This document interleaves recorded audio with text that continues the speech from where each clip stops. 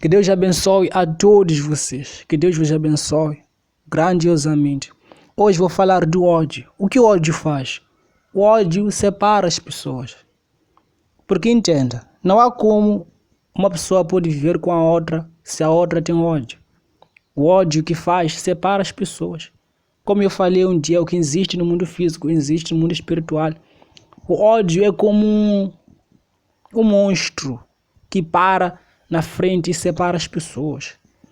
É como um monstro, é como uma coisa que não permite com que vocês se encontrem. É uma coisa que impede que vocês possam se encontrar. O próprio Jesus Cristo, ele não vem sobre a vida de uma pessoa que tem ódio. Porque, entenda, e lembre-se que Jesus Cristo, ele odeia o pecado e odeia também a sujeira. O que é sujeira? Sujeira é pecado. Jesus Cristo, ele não vem sobre a vida de alguém que tem ódio com as pessoas.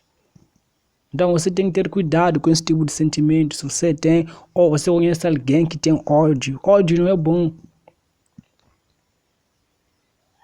Quando Jesus Cristo vem sobre a sua vida, você tem que aprender a ser limpo, ter um coração manso, ter um coração de paz com as pessoas, amar as pessoas como você tem que amar elas, abrir teu coração, ame as pessoas sem preço.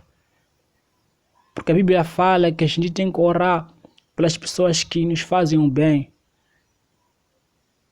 A Bíblia não diz ame elas, diz ore por elas. Porque é difícil e é quase impossível amar pessoas que te esfaqueiam. Uma pessoa que te esfaqueia. Para ser justo, é impossível você amar uma pessoa que não te ama. É possível? Não é possível. Deus faz, mas para nós não é possível. Deus faz isso. Mas você vai para o inferno se você é rebelde. Uma pessoa que é rebelde vai para o inferno. Sabia disso? Mas não há como você amar alguém que não te ama. Por exemplo, se você não ama a Deus, você fica fazendo piada de cristãos, você fica fazendo piada da Bíblia, você fica fazendo piada de coisas de Deus. Como é que Deus vai... Vamos pôr isso dessa forma. Como é que Deus vai se sentir confortável ao teu lado? E por seguida você vai para o inferno. Você percebe? Então o ódio separa as pessoas. Quando você tem ódio, a pessoa na qual você odeia não pode ficar perto de ti, porque aquele sentimento cria um monstro que separa vocês, cria uma barreira, é que nem uma prisão. Você está na prisão, aquela pessoa está fora, mas vocês não podem se encontrar, porque tem um ódio. O ódio separa as pessoas. Vamos ler a Bíblia ali, onde a Bíblia fala do José e os irmãos. Tá bom, então preste atenção, por favor, aqui na Bíblia. Estava aqui conferindo para ter certeza do versículo do livro. Abra sua Bíblia no livro de Gênesis 37, versículo 18. A Bíblia diz assim. Mas porque a história é muito interessante, longo e muito santo, vamos ler 37, de 18 até 36. Sim. Gênesis 37, versículo 18 até 36. E viram-no de longe, e antes que chegasse a eles, conspiraram contra ele para que o matarem. Você vê, essa história é a história do José. O José do Egito. É a história do José do Egito, o irmão, o José que foi agredido, que foi torturado pelos irmãos. Mas os irmãos não eram só invejosos, eles tinham ódio dele. Era ódio aquilo. Como eu estava explicando aqui, o ódio separa as pessoas. Ódio é uma das sujeiras que separam a pessoa de Deus. Quando na família não há amor, a pessoa fica... Uma das pessoas vai ficar oprimida, como se ela estivesse sufocada para não respirar. Por quê? Porque as pessoas odeiam. Sabia disso? Porque as pessoas o odeiam. A pessoa até prefere ir dormir na casa dos amigos, porque em casa tem o quê? Tem ódio. Os familiares não gostam da pessoa. Quando falta amor na família, é o que acontece. Eu me lembro de uma história que um dos homens de Deus lá na igreja pregou. E ele pregou assim: você sabia que tem alguns homens que vão ao trabalho de manhã, mas quando voltam do trabalho, ou seja, pode sair de casa às 7 de manhã, vai ao trabalho, quando volta às 17, ele prefere voltar do carro. No caminho, ao voltar do trabalho, o homem faz o quê? Entra na casa dos amigos, e bater papo lá, falar com os amigos, ter um papo lá e não voltar para casa, diretamente para casa. Por quê? Porque a mulher tem o quê? Tem um coração de amargura, tem um coração de arrogância, tem um coração que não traz paz, um coração de, sei lá, que tem algo a ver com ódio também. Porque, entenda, o que gera ódio é arrogância. É arrogância. O que gera ódio é arrogância. A pessoa que acha que só ela é a certa. Só ela é certa, ela quer as coisas do jeito dela. Quando as coisas não são feitas do jeito dela, ela zanga. Isso gera arrogância. Ela só quer coisas para ela. Ela quer que as vontades dela sejam feitas primeiro. Quando as vontades dela não são feitas primeiro, ela zanga. Você está me entendendo? O que gera ódio é arrogância. Então é uma história que um pastor homem de Deus falou para nós um dia, que há homens que saem do trabalho às 17 e vão do carro, dão voltas, visitando os amigos, falando com os amigos ali, e voltam para casa às 19, só para depois comer e dormir. Não tem tempo em casa.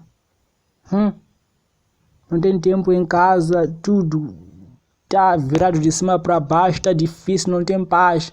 A esposa não oferece paz, tem um coração de amargura, tem um coração de arrogância. O marido não consegue ter paz. Só encontra paz quando está no trabalho, só encontra paz quando está na casa dos amigos. Por quê? Porque não tem paz. Porque não tem paz. Então, esse tipo de coisas que acontece hoje em dia. E então, se o marido acha difícil voltar para casa, e às vezes outros maridos saem de casa e não voltam mais. Você está vendo que o coração da mulher pode ser amargurosa às vezes, arrogante. E quando o coração da mulher é muito arrogante, o marido sai de casa e não volta mais. Sim, tem maridos que fazem isso, não é? O marido abandona toda a casa e vai, não volta, deixa a esposa com os filhos. É óbvio que nem todas as mulheres são erradas quando isso acontece. Nem todas. Outras mulheres são inocentes, mas há maridos. Outras mulheres são inocentes, mas outras mulheres são cheios de arrogância, que o marido não suporta mais e sai de casa e não volta mais. Inclusive, hoje em dia, a coisa piorou, porque tem mulheres que lutam com maridos hoje em dia. Sabia disso? Sim. Tem mulheres que lutam com maridos hoje em dia. A coisa piorou.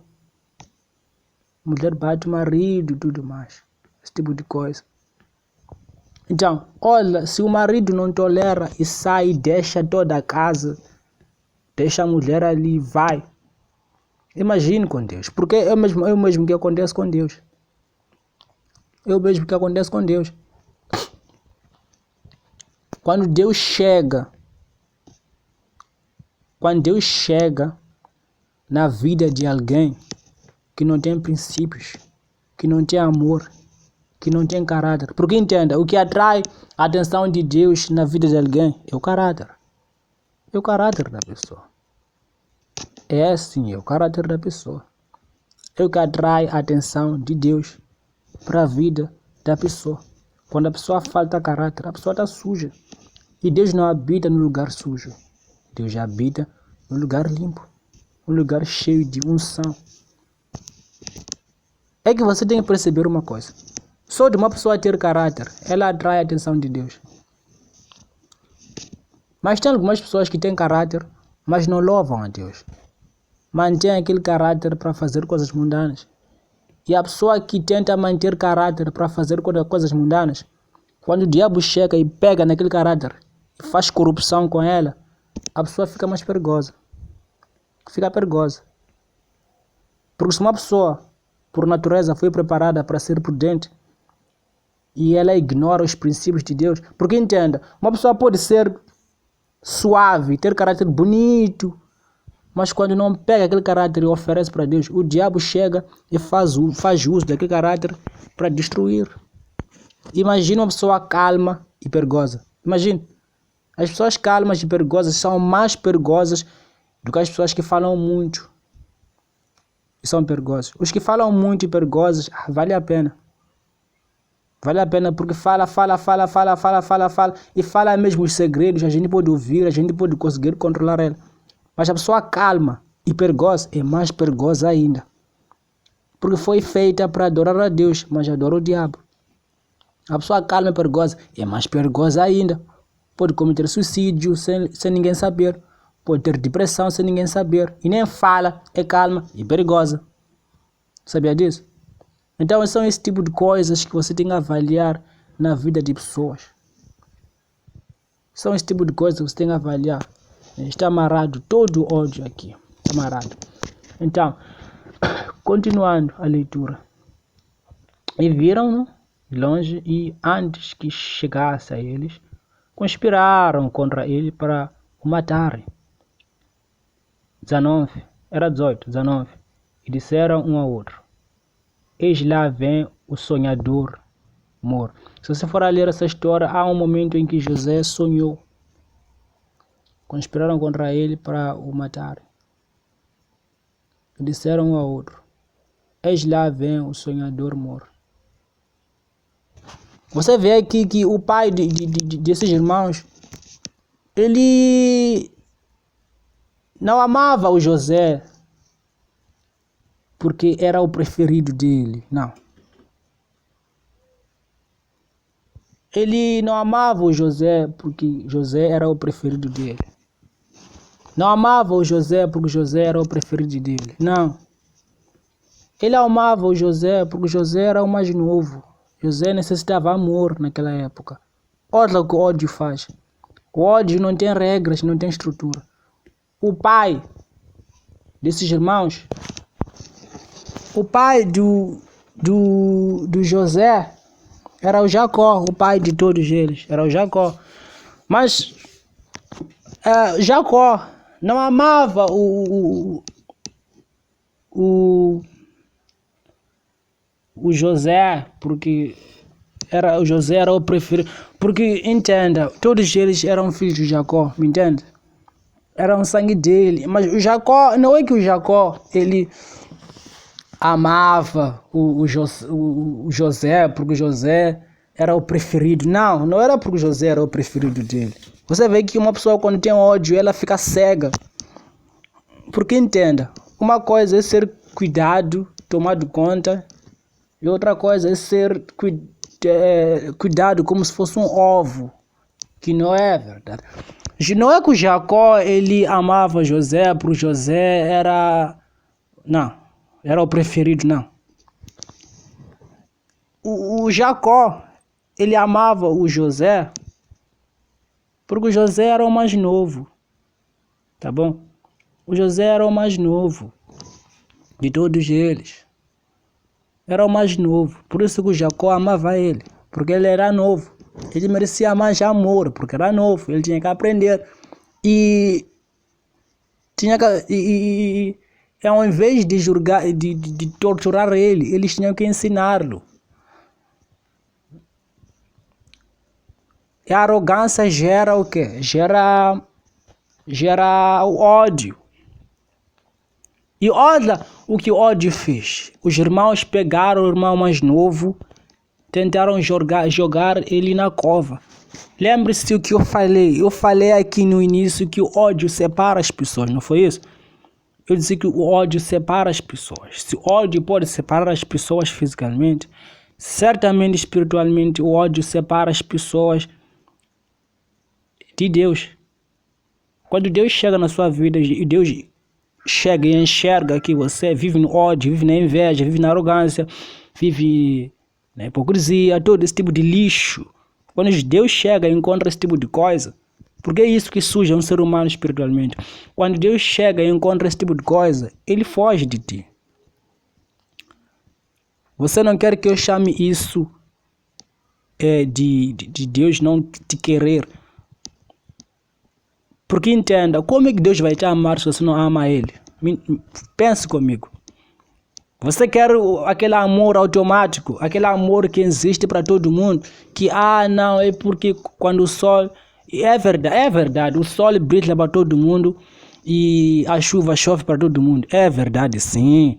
Mas como é que Deus vai te amar? Como é que você vai ser o preferido de Deus se você faz o oposto daquilo que está escrito? Como?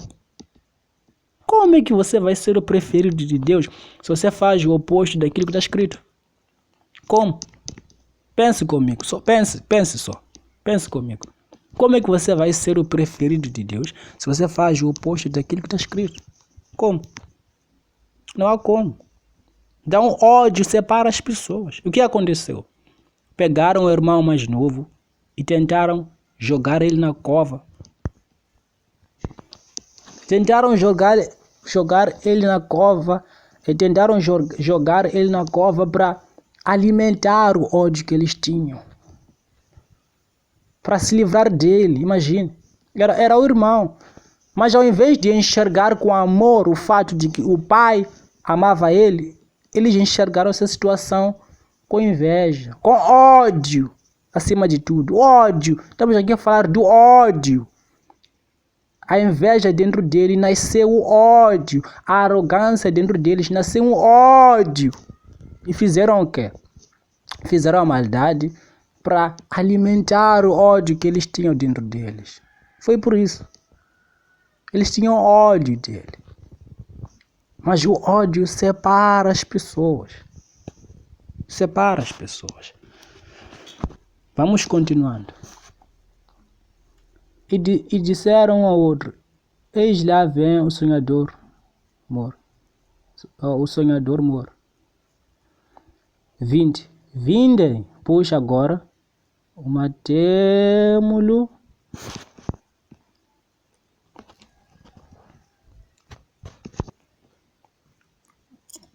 Vinde, pois agora, e matemo-lo, e lancemo-lo numa destas covas, e diremos: uma fera o comeu, e viremos que será dos seus sonhos.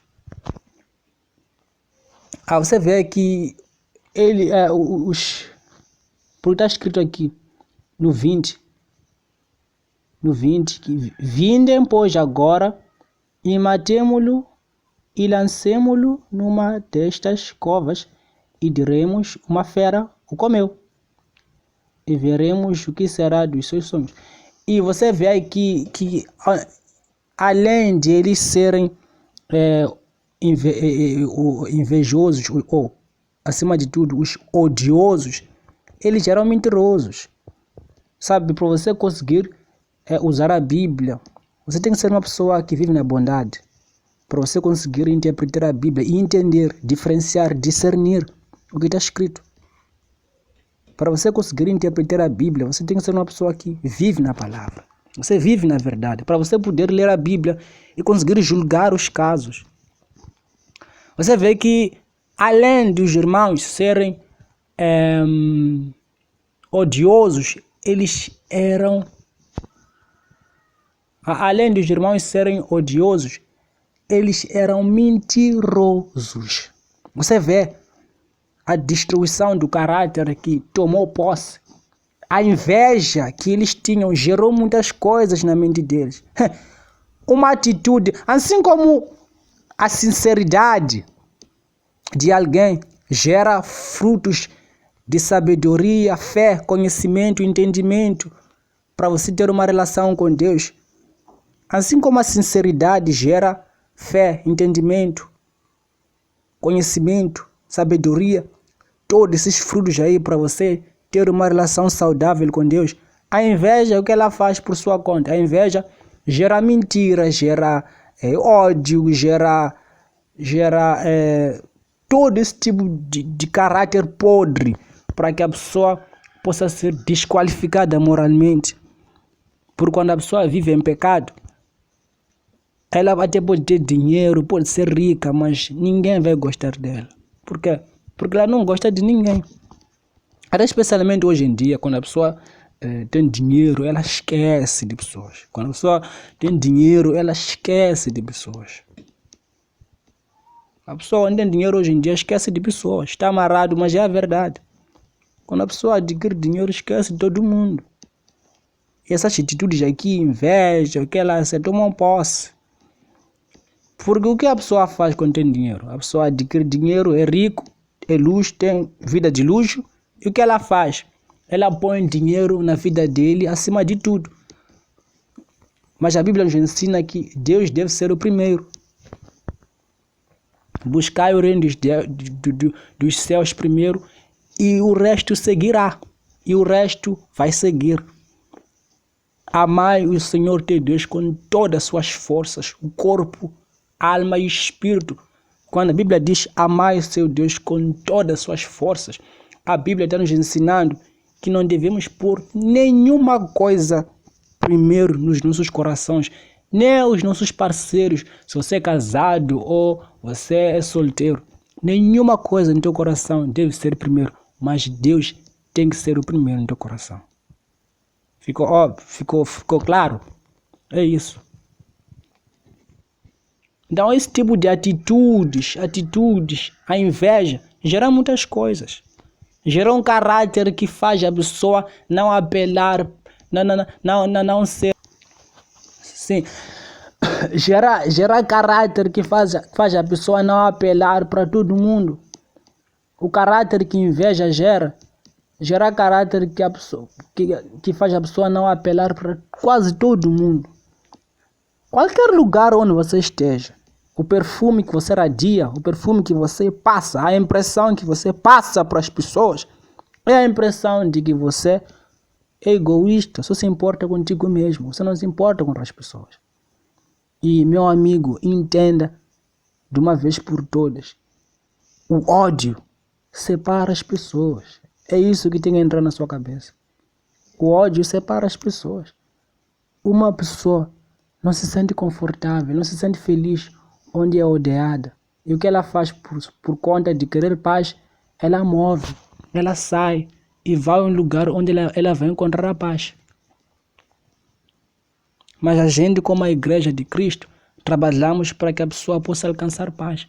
Quando o Espírito Santo entra dentro de uma pessoa, o Espírito Santo estabelece uma paz que não importa onde a pessoa estiver, ela vai ter uma paz. Não importa a situação que a pessoa está passando, ela vai ter uma paz. E quando a pessoa tem uma paz interior, Deus estabelece uma vitória muito enorme. De que quando a pessoa tem uma paz interior, o que ela faz? Uma vez que a pessoa mudou o interior dela, eventualmente ela muda o exterior. E quando ela muda o exterior, a vitória de Cristo é alcançada. Todo mundo vai reconhecer que só o Senhor é Deus. Quando essa vitória é alcançada, se cumpre o que está escrito, que todo o joelho se dobrará e reconhecerá que o Senhor Jesus Cristo, que reconhecerá que Jesus Cristo é o Senhor. Quando uma alma é salva, quando a justiça é radiada através de um cristão para os incrédulos, se cumpre o que está escrito, que o Senhor Jesus Cristo é o Senhor. Essa é a verdade. Quando um cristão verdadeiro radia a justiça para os ímpios, para os incrédulos, se cumpre o que está escrito. Repito, se cumpre o que está escrito, que todo joelho se dobrará e confessará que o Senhor Jesus Cristo é o Senhor. Que Jesus Cristo é o Senhor. É o Senhor porque ele enfrentou a morte, sendo um ser humano normal. Algo mais difícil. Ele foi torturado. Ninguém mais vai ser torturado como ele foi torturado. Por isso que ele é o Senhor. A gente não pode ignorar a oferta maciça. A gente não pode ignorar o tamanho de dor que ele carregou por nós, para que a gente possamos ser purificados. E hoje ele ser nosso representativo na humanidade. Ele é nosso representador, nos representa. O Senhor Jesus Cristo nos representa para a gente ser algo. Por isso que todas as vezes que você virar um cristão, você virá forte. A tua mente fica purificada e toda injustiça cai por terra. Você fica com a mente purificada para você anunciar a grandeza de Deus em todo lugar que você for. Porque o Evangelho não põe um cristão para baixo. O Evangelho põe um cristão para cima. O Evangelho não desencoraja ninguém. O Evangelho fala para todo mundo, os fracos, para serem fortes. O Evangelho encoraja mesmo os cegos, os que não vê, começam a ver. Os que não falam, começam a falar. Os que estão endemoniados, começam os demônios saem, eles ficam saudáveis. Os excluídos, os que se sentem tristes, a energia é restaurada. Jesus Cristo veio para dar esperança, dar a água viva para todo aquele que é desencorajado, todo aquele que não tem esperança, todo aquele que não se sente confortável com o mundo, porque o mundo é sujo. Até que um dia alguém reconheça o poder da Bíblia, o poder transformador da Bíblia, que é a vontade do Pai, o poder do Espírito Santo. É aí onde a mudança começa. Quando você reconhece o poder transformador que a Bíblia carrega, sendo que todo mundo tem Bíblia em casa, mas não pratica o que está escrito. Porque usar a Bíblia é fácil. O difícil é você entender que tens que aplicar a lógica. Usar a Bíblia é fácil. O difícil é aplicar a lógica.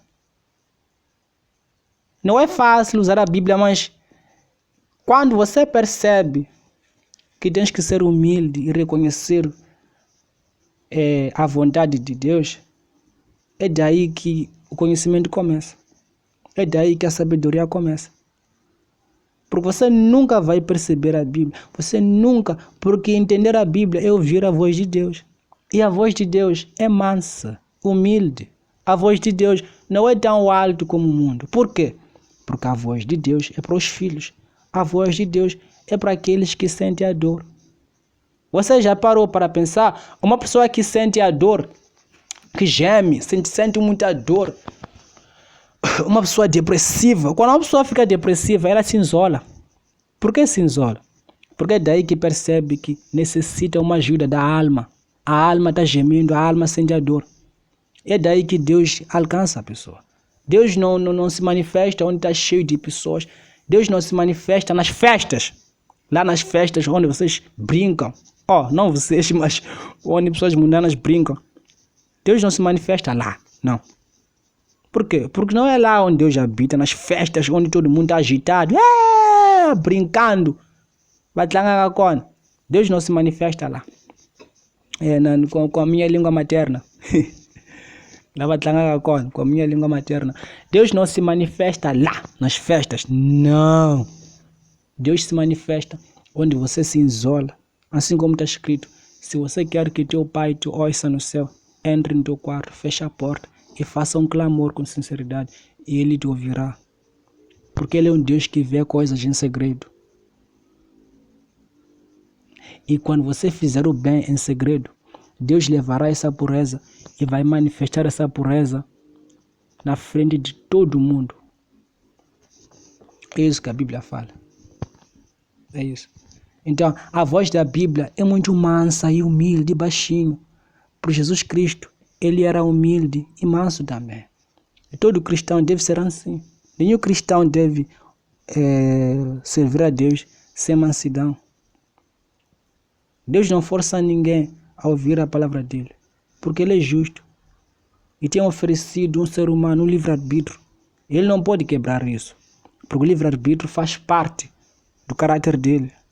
Deus tem livre-arbítrio também e ofereceu um ser humano um livre-arbítrio, onde o Deus não toca e o diabo também não toca, o ser humano que decide. E veja o mais impressionante. O livre-arbítrio que Deus tem oferecido a um ser humano é ouro, é tesouro. Que quando um ser humano se volta a Deus por causa da sua livre vontade, na sua livre vontade, Deus fica feliz. Quando um ser humano se volta a Deus com a sua livre vontade, Deus fica feliz. É isso. Está aí o segredo. Quando um ser humano, sendo uma criatura com suas vontades próprias, e ela se volta a Deus, Deus fica feliz. É por isso. É por isso que Deus deixa a Bíblia ali no alcance, para que um dia um ser humano vai pensar em Deus e ler a Bíblia e deixar de viver em pecado. A Bíblia é como uma carta. É como uma carta bonita que Deus deixou ali. Para que se um dia um ser humano voltar ao normal e sentir a saudade do Pai, um ser humano vai ler a Bíblia. A Bíblia sempre foi ali. Deus tem protegido a Bíblia faz tempo para que um ser humano não faltasse essa água viva para saciar a sede da sua alma, que é ter justiça. Que é ter justiça.